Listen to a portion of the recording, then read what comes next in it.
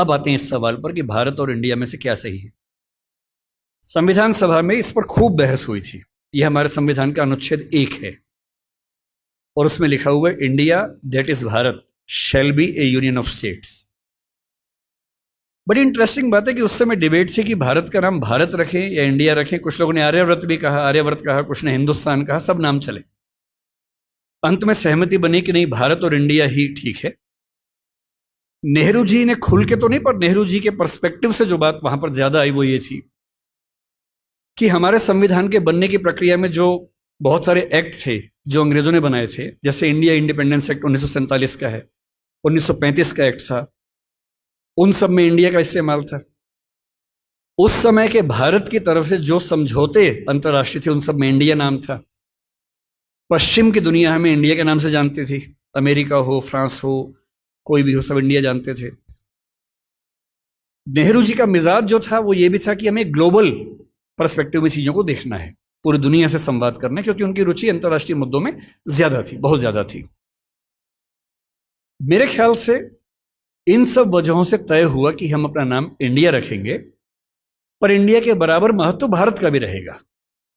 तो लिखा गया India that is Bharat. India जो कि भारत है, राज्यों का एक संघ होगा। 4 दिन पहले की बात है, मैं हॉलैंड में एक टैक्सी में बैठा हुआ था। इंटरेस्टिंग बात सोच के देखिए, टैक्सी का ड्राइवर मोरक्को का रहने वाला था। उसको जैसे ही पता लगा मैं भारत से हूं, उसने मुझसे यही सवाल पूछा। उसने कहा कि यू आर फ्रॉम इंडिया? मैंने कहा yes. We are listening to a debate India और Bharat, what do you think? मैं बड़ा चकित कि ये मोरक्को का आदमी हॉलैंड में रहता है, इसके मन में ये सवाल आ रहा है। तो मैंने कहा कि ये तो राजनीतिक कारणों से हुआ है, लेकिन बात अपने आप में सही है। मैंने कहा जैसे बॉम्बे मुंबई हुआ, मुझे खुशी हुई, क्योंकि मुंबई की आबादी के लिए मुंबई में जो मजा है वो बॉम्बे में नहीं है। बॉम्बे तो अंग्रेजों ने नाम दिया था। कोलकाता को कैलकाटा अंग्रेजों ने किया, तो बंगाल के लोगों ने कोलकाता कर दिया उसको। दिल्ली को दिल्ली के लोगों ने दिल्ली कर दिया, दिल्ली ही बना के रखा हुआ है, DILLI, ये होना चाहिए। काहे के दिल्ली भाई, हम क्यों दिल्ली बोलेंगे दिल्ली को? ये सारे तर्क अगर सही हैं, अगर बर्मा का नाम म्यांमार होना सही है, क्योंकि उनकी जनता की आवाज तो म्यांमार में है, बर्मा में नहीं है। श्रीलंका और सीलोन की डिबेट में वो अपने आप को सीलोन ना मानना चाहिए, श्रीलंका मानना चाहें, क्योंकि उनकी भाषा श्रीलंका बोलती है। तो मेरे मन में सवाल बड़ा साफ आता है कि भारत इंडिया क्यों होना चाहिए।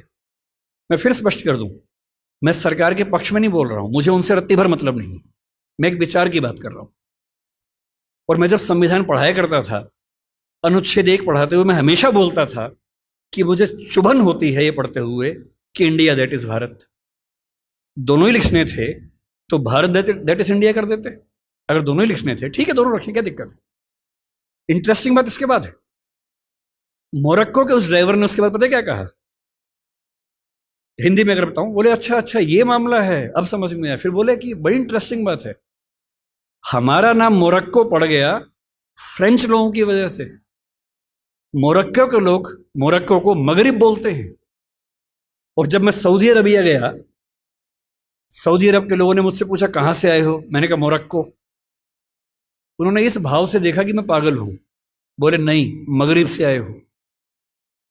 अगर मगरिब की आबादी खुद को मगरिब कह के खुश है, तो उसे फ्रेंच लोगों की वजह से मोरक्को क्यों कहा जाए? इंडिया शब्द वेस्ट ने दिया और बुरे भाव से दिया। उनकी नजर में इंडियन होने का मतलब है बहुत पिछड़ा हुआ होना, रेड इंडियंस, वेस्ट इंडियंस। तो आज ये क्यों हुआ? मैं समझता हूं कि राजनीतिक निहितार्थ है और उस राजनीति में मेरी रुचि जरा सी भी नहीं है, लेकिन ये आज हो या कभी भी हो, मैं इस पक्ष में हूं कि देश का नाम देश की भाषा में होना चाहिए, और देश की भाषा भारत के पक्ष में है।